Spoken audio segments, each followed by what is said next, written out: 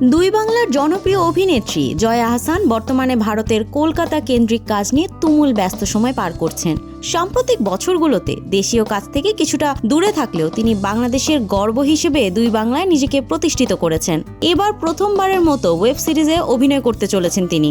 গত মার্চে ঘোষণা এসেছিল আশফাক নিপুণ পরিচালিত জিম্মি ওয়েব সিরিজে অভিনয় করবেন জয়া আহসান। তবে বিভিন্ন কারণে এর কাজ শুরু হতে কিছুটা সময় লেগে যায়। অবশেষে এই সপ্তাহে শুটিং ফ্লোরে গড়াচ্ছে সিরিজটি। ওয়েব সিরিজ জিম্মিতে জয়া আহসানকে দেখা যাবে একজন সরকারি নিম্ন পদস্থ কর্মচারীর রূপে। গল্পে তার চরিত্রটি এমন যে এক নারী যিনি 10 বছর ধরে কোনো প্রমোশন পাননি।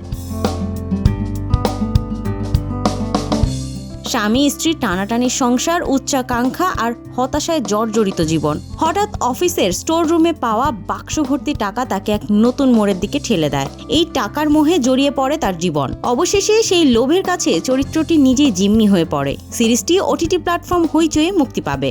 ওটিটি প্ল্যাটফর্মে কাজ শুরুর পাশাপাশি জয়া আহসান সিনেমার কাজে সমান ব্যস্ত। বাংলাদেশ ও ভারতে বেশ কয়েকটি সিনেমা মুক্তির অপেক্ষায় আছে তার। কলকাতায় মুক্তির অপেক্ষায় থাকা ওসিডি সিনেমায় জয়া তার অভিনীত নতুন দিক তুলে ধরেছেন। তাছাড়া বাংলাদেশে মুক্তির তালিকায় রয়েছে নকশিকাঁথার জমিন, জয়া আর শারমিন এবং ফেরেশতে। দুই বাংলার সিনেমা ও ওয়েব সিরিজের মাধ্যমে জয়া আহসান দিন দিন নিজের অভিনয়ের গভীরতা ও বৈচিত্র্যতা বাড়িয়ে চলেছেন। জিম্মি সিরিজ তার ক্যারিয়ারের একটি নতুন সংযোগ, যা তাকে আরও এক ধাপ ওপরে নিয়ে যেতে পারে। দর্শকরা অধীর আগ্রহে অপেক্ষা করছেন তার অভিনয় দেখার জন্য, আর জয়া প্রস্তুত তার সেরাটা দেওয়ার জন্য।